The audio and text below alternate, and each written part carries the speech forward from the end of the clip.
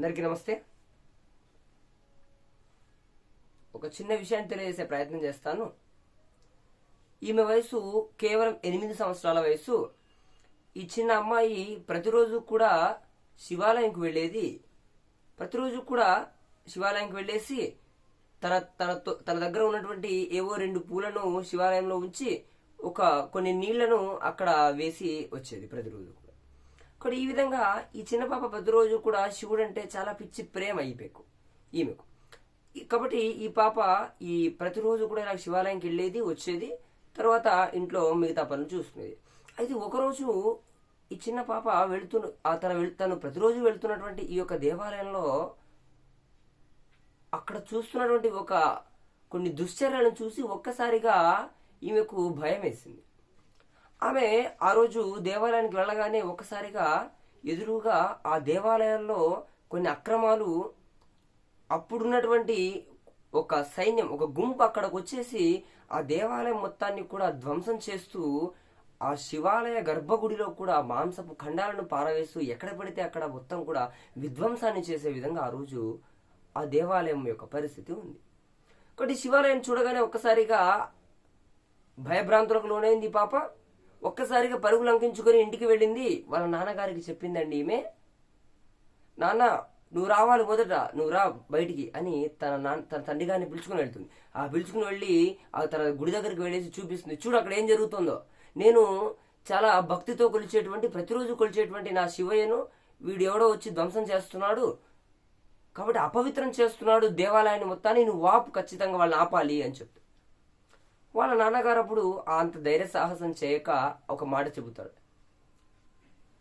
కాదమ్మా ఇటువంటి పనిని మనం చేయలేము, వాళ్ళు అక్కడ ఉన్నటువంటి ఎవరో కాదు, వాళ్ళు పెద్ద జమీందారులు, వాళ్ళు మొగలు, అంత పెద్ద వాళ్ళ దగ్గర మనం ఎప్పుడైనా ఎదురిస్తే తప్పకుండా మనకు చావే శరణ్యం అవుతుంది.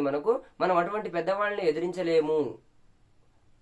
పైగా అది చెబుతూ తాను కూడా అతని కిందనే పని చేస్తున్నాను అనేటువంటి విషయాన్ని చెప్పి అతను తన పాపను తీసుకుని ఇంటికి వెళ్ళడం జరుగుతుంది. కాబట్టి ఈ పాపకు ఈ సంఘటన జరిగినప్పుడు ఈ పాపకి 8 ఏళ్ళు. తన వయసు పెరిగి పెద్దదవుతోంది. 16 వయసు చేరేపాటికి ఈ యొక్క అమ్మాయికి వివాహం చేశారండి. ఈ అమ్మాయికి వివాహం చేసుకున్న తర్వాత అప్పటికీ కూడా శివయ్య అంటే అంత భక్తి ఉండేది ఈ చిన్న పాప. కాబట్టి ఈ అమ్మాయి అప్పుడు కూడా ఎక్కడైతే తన పెళ్ళయిందో ఆ ప్రాంతంలో ఉన్నటువంటి శివాలయానికి వెళ్ళేది. ఇలాగే ప్రతిరోజు కూడా దేవతార్చన చేసేసి దేవుని పూజించుకొని అలా ఇంటికి వచ్చేది. అంటే ఆ సందర్భంలో మరి ఇదే రకమైనటువంటి ఒక అపవిత్రం జరిగింది.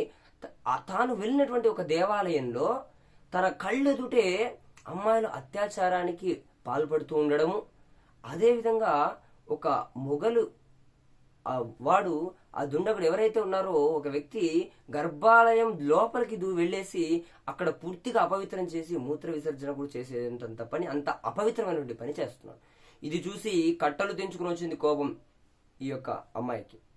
ఒక్కసారిగా నా భర్త ఉన్నాడు, నా భర్త ఒక చక్రవర్తి, ఒక రాజు, ఒక జాగిరిదారు, సో కాబట్టి ఎలాగైనా సరే తప్పకుండా శిక్ష వేస్తాడు అనేటువంటి ఉద్దేశంతో పరుగు లంకించుకుని తన భర్త దగ్గరికి వెళ్ళింది. ఈసారి భర్త దగ్గరికి వెళ్ళి గట్టిగా చెప్పింది, ఈసారి ఏమండి ఇంత అఘాయిత్యం జరుగుతోంది అక్కడ దేవాలయంలో, మీరు తప్పకుండా రావాలి, అతన్ని ఈ రోజు నా కళ్ళెదుట అతన్ని తల ఖండాలుగా నరకేసేయాలి, మీరు చూద్దాం ఏం జరుగుతుందో చూద్దాం అనేటువంటి ఆతృత ఈ యొక్క అమ్మాయిలు నెలకొంది. ఒకసారిగా పిలుచుకుని వచ్చాడు, చూపించింది ఈమె, మొత్తం కూడా జరిగిన సన్నివేశం చూస్తున్నాడు.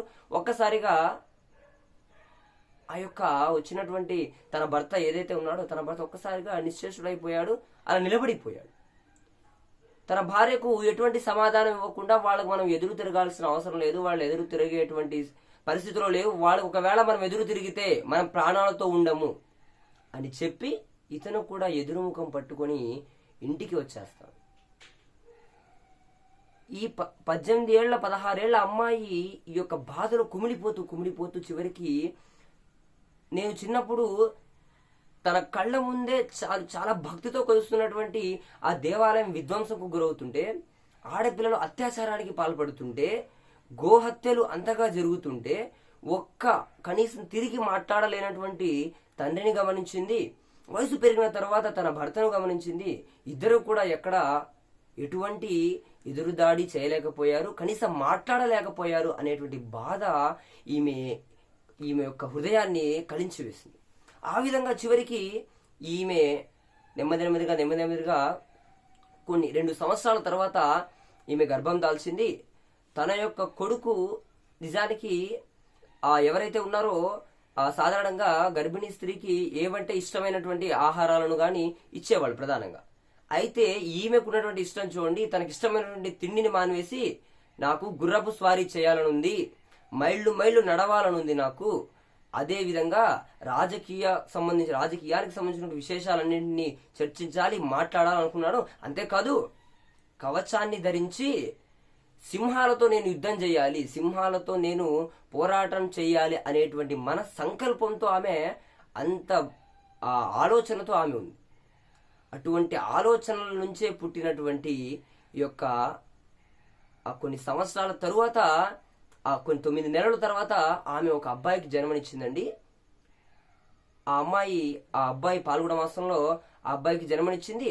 ఆ అబ్బాయిని చిన్నప్పటి నుంచే తాను ఎలాగైతే అనుకున్నదో, తన ఎదురుగా జరుగుతున్నటువంటి దుశ్చర్యలకు పాల్పడుతుంటే ఎవరు ఎదురు తిరగని విధంగా ఉన్నారో దానికి వ్యతిరేకంగా ధైర్యవంతుణ్ణి, సాహసవంతుడైనటువంటి కుమారుణ్ణి తయారు చేయడానికి ఆమె సదా నిరంతరం కూడా ఎంతో మొత్తం అవకాశాలన్నింటినీ కూడా ఉపయోగించుకొని ఆ పిల్లవాడిని తయారు చేసింది. చిన్నప్పటి నుంచే రామాయణ మహాభారతాలను అణువు కణము కూడా నూరిపోసి అణువున ప్రతి రక్తపు బొట్టులో కూడా దేశము, ఆత్మాభిమానము అనేటువంటి ఒక విలువలతో పెరిగే విధంగా ఈ అబ్బాయిని తయారు చేసిందండి. అటువంటి అబ్బాయి ఆ యొక్క కరెక్ట్ గా 8 నెలల తర్వాత కేవలం 12 రోజులే, బిడ్డ పుట్టినటువంటి 12 రోజులు కొన్ని రోజుల తర్వాతనే ఆ ఉయ్యాల్లో నిల్చోబెట్టి ఆ అబ్బాయికి పేరు పెట్టేటువంటి ఆ యొక్క కార్యక్రమంలో అందరూ ఉన్నారు. ఒక్కసారిగా అడిగారు అందరూ కూడా. ఈ యొక్క మాత, ఎవరైతే ఈ తల్లి ఉందో, ఈమె మొత్తం తన ఎక్కువగా కొలిచేటువంటి శివయ్యను తలుచుకొని, అలాగే తన కులదేవత అయినటువంటి భవానీ మాతను తలుచుకొని ఒక్కసారిగా పేరు పెట్టిందండి. 3 అక్షరాల పేరు శివాజీ అని పేరు పెట్టిందండి ఈ అబ్బాయికి. ఈ 3 అక్షరాల పేరు తదుపరి చరిత్రను మార్చేసే విధంగా తయారయ్యాడు అటువంటి యువకుడు. కాబట్టి అటువంటి కొడుకుని తయారు చేసి చిన్నప్పటి నుంచే అణువున కూడా దేశభక్తిని, ధర్మాన్ని గురించినటువంటి అవగాహనను నేర్పే విధంగా తయారు చేసినటువంటి ఈ తల్లి తాను అనుకున్న విధంగానే ముందడుగు వేసింది. ఆ తల్లి ఎవరో కాదు, జిజాబాయి. కాబట్టి ఆ వ్యక్తే శివాజీ, ఆ తల్లి జిజాబాయి. కాబట్టి జిజాబాయి చెప్పినటువంటి మాట మనకు అందరికీ కూడా ఆదర్శము. ఆమె ఒక్క విషయాన్ని గట్టిగా మనందరికీ సూచిస్తుంది. మన పిల్లలకు మనం మన ధర్మాన్ని గురించి నేర్పకపోతే ఇతర పిల్లలు ఎవరైతే ఇతరులు ఉన్నారో మనకి తప్పకుండా అధర్మాన్ని నేర్పుతారు అని చెప్పింది. కాబట్టి మన పిల్లలకు మనము ధర్మాన్ని గురించినటువంటి అవగాహన తెలియజేయకపోతే తప్పకుండా ఇతరులు వచ్చి మనకు అధర్మాన్ని నేర్పేటువంటి ప్రయత్నం చేస్తారు. అందులో భాగంగా చిన్నప్పటి నుంచి హనుమంతుడు, అర్జునుడు, భీముడు, కాబట్టి ఇటువంటి రాముడు, లక్ష్మణుడు లాంటి గొప్ప గొప్ప పాత్రలను తీర్చిదిద్దించి ఈ విధంగా తయారు కావాలి నువ్వు అనేటువంటి ఒక దృక్కోణాన్ని ఈ పిల్లవాడిలో నింపిందండి. ఆ విధంగా తయారైనటువంటి ఈ యువకుడు కేవలం 14 సంవత్సరాల వయసులో కోటైన్ జయిస్తాడు, తనతో ఉన్నటువంటి చాలా చిన్న సైన్యంతో. ఇప్పుడు కేవలం 14 సంవత్సరాల వయసులో తోరణ దుర్గం అనేటువంటి ఒక కోటను జయిస్తాడు. ఆ తోరణం పేరులోనే ఉంది చూడండి. అంటే తోరణం అంటే తోరణమే, ఇంకా ఆ మామిడి ఆకులతో కొట్టినటువంటి తోరణ మాల మాదిరిగా అది అంకురార్పణ గావించడం జరిగింది. ఆ తదుపరి కాలంలో ఈ వ్యక్తి కొన్ని 250కి పైగా కోటలను జయిస్తాడు తన చిన్న సామ్రాజ్యంతో, తన చిన్న సైన్యంతో. కాబట్టి అటువంటి గొప్ప వ్యక్తిగా తయారు కావడానికి ఒక తల్లి మొదటి గురువుగా అక్కడ ఆమె పూర్తి సహాయశక్తుల పాత్ర పోషించింది. ఆమె అనుకున్నటువంటి రిజల్ట్, ఆమె అనుకున్నటువంటి ఫలితం బయటకు వచ్చింది. అది జిజాబాయి అంటే. కాబట్టి ఆ విధంగా బయటకు వచ్చినటువంటి శివాజీ తన యొక్క జీవితంలో ఎన్నో రకాలైనటువంటి దేశం మొత్తాన్ని కూడా కాశ్మీరం నుంచి అటు కింద కావేరీ నదీ తీరాన ప్రాంతం వరకు, ఇటు అటక్ నుంచి కటక్ దాకా ఈ మొత్తం సమాజాన్ని కూడా మొఘలుల యొక్క ఆధీనంలో ఉన్నటువంటి సమాజాన్ని పూర్తిగా మరాఠా సామ్రాజ్యంగా మార్చడానికి ప్రయత్నం చేస్తాడండి. అంత గొప్పగా సామ్రాజ్యాన్ని తీర్చిదిద్దాడు శివాజీ. ఎప్పుడు కూడా శివాజీ అధికారం కోసం చలాయించలేదు, గుర్తుపెట్టుకోండి. అధికారం కోసం కాదు, తన సామ్రాజ్యము ఏదైతే పరాయి పాలనలో ఉన్నటువంటి యొక్క దేశం ఉండకూడదు అనేటువంటి ఒకే ఒక సంకల్పంతో ముందుకెళ్ళాడు, అది శివాజీ. కాబట్టి తన తల్లి నేర్పించింది చిన్నప్పటి నుంచే స్త్రీల మీద ఎలా ఉండాలో, అసలు స్త్రీల ముందు నీ ఉన్నటువంటి వ్యక్తిత్వం ఎలా ఉండాలి అనేటువంటి విషయాన్ని గురించి మనకు ఇటీవల ఉన్నటువంటి మన రాష్ట్ర 10వ తరగతి పాఠ్యపుస్తకాల్లో కూడా మనకి మాతృభావన అనేటువంటి పేరిట వెలువడ్డాయి. బట్ మాతృభావన అనేటువంటిది కూడా 10వ తరగతిలో మొట్టమొదటి పాఠ్యాంశం, అది కూడా పూర్తిగా శివాజీదే. తాను స్త్రీల దగ్గర ఎలా ప్రవర్తించాడు అనేటువంటి విషయాన్ని కూడా చెప్పారు అక్కడ. ఆ బీజాపూర్ సుల్తాన్ నుంచి ఒక రకమైన యువరాన్ని తీసుకొచ్చిన తర్వాత జరిగినటువంటి ఆ యొక్క విషయాన్ని మనం గమనించవచ్చు. అక్కడ యువరాన్ని తీసుకొస్తే ఆమెను తన తల్లిగా భావిస్తాడు. తన తల్లిగా భావించి సకల మర్యాదలతో కూర్చి ఆమెను తన యొక్క రాజ్యానికి పంపిస్తాడండి శివాజీ. కాబట్టి ఈ విధంగా శివాజీ తన అణువులో కూడా తాను ఇంత గొప్పగా మారడానికి కారణమైనటువంటి గురువులు ఉన్నారు, 4 గురువులు ఉన్నారు. ఇది మనం బాగా గుర్తుపెట్టుకోవాలి. 1 మొట్టమొదటి గురువుగా తన తల్లి జిజియామాత, 2 దాదాజీ కొండదేవ్. ఈయన తనకు యుద్ధ విద్యలు రాజతంత్రాలను నేర్పించాడు దాదాజీ కొండదేవ్. అదేవిధంగా 3 సంత్ తుకారాం అనేటువంటి ఈయన అప్పుడు ఉన్నటువంటి యొక్క భక్తి ఉద్యమంలో భాగంగా ఈయన సామాజిక సమరసత, కాబట్టి సమాజంలో ఉన్నటువంటి అన్ని రకాల వర్గాలను కూడా కలుపుకుంటూ ముందుకెళ్ళాలి అనేటువంటి విషయాన్ని కూడా ఈయన నేర్పించాడు శివాజీ. తర్వాత 4వ గురువు ఉన్నారని ఆయన సమర్థ రామదాసు చెప్పినటువంటి ఒక్క విషయం శివాజీ యొక్క మనసులో నిలిచిపోయింది. ఈ దేశంలో మన దేశం యొక్క అస్తిత్వాన్ని తీసేసుకున్నటువంటి ప్రతి ఒక్క మొఘలు వ్యక్తి ఎవరైతే ఉన్నాడో ఆ మొఘలు దుండగుని యొక్క ప్రతి అంగుళాన్ని కూడా భారత సంస్కృతిని విడదీయడానికి అవకాశం లేదు. ప్రతి ఒక్క విషయాన్ని కూడా మనం సొంతం చేసుకోవడం వరకు ఈ యొక్క నిద్రపోవద్దు అని శివాజీకి ఇచ్చినటువంటి మాట. కాబట్టి ఆధ్యాత్మికంగాను సాంస్కృతిక పరంగాను శివాజీ ఉన్నతుడుగా మారడానికి శ్రీ సమర్థ రామదాస్ గారు ఆయనకి చాలా గొప్ప గురువుగా పనిచేస్తారు ఆయన. కాబట్టి ఈ విధంగా శివాజీ వ్యక్తిత్వం గురించి తెలుసుకుంటూ మనకు వెళ్తే చాలా విషయాలను తెలుసుకోవచ్చండి.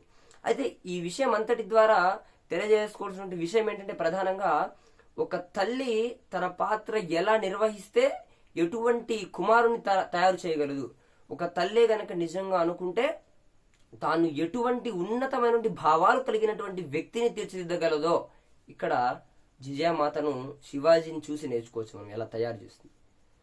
కాబట్టి చిన్నప్పటి నుంచే శివాజీకి ఆ భక్తి భావాలు అనేటువంటి నూరిపోస్తుందండి. కాబట్టి మన పిల్లల్లో కూడా తద్వారా మనము కూడా చిన్నప్పటి నుంచే పిల్లలందరికీ కూడా దేశభక్తి భావజాలం కలిగినటువంటి వ్యక్తులుగా తీర్చిదిద్దడానికి మన సంస్కృతిని, ఇటువంటి విశేషాలని ఇన్నింటినీ కూడా బోధిస్తూ ఎలాగైనా సరే ప్రతి ఒక్కరికి కూడా కనీసం దేశభక్తిని కలిగజేసేటువంటి ప్రయత్నం చేద్దాం మనమంతా కూడా. కాబట్టి ఈ విషయంలో శివాజీ యొక్క వ్యక్తిత్వంలో తన యొక్క జీవితంలో కూడా మన దేశంలో నిజానికి నావికా వ్యవస్థ అన్నది ఒకటి ఉంది. కాబట్టి నావికా దళం ఏదైతే ఉందో దీనికి అంకురార్పణం గావించినటువంటి మొట్టమొదటి నాయకుడు శివాజీ. ఇప్పుడు ఏదైతే ఇండియన్ నేవీ ఫోర్స్ అనేటువంటిది ఉందే, ఈ నావికా దళాన్ని బలోపేతం చేసి పునాది వేసినటువంటి వ్యక్తి నిజానికి శివాజీ. ఆ కండేరి ద్వీపంలో, కండేరి అనేటువంటి ప్రాంతం ఉంది మహారాష్ట్రకి, కరెక్ట్ గా మీరు గూగుల్ మ్యాప్స్ లో చూస్తే ఇప్పటికే కనబడుతుందండి. అక్కడ సింధుదుర్గం అనేటువంటి ఒక కోట ఉంది.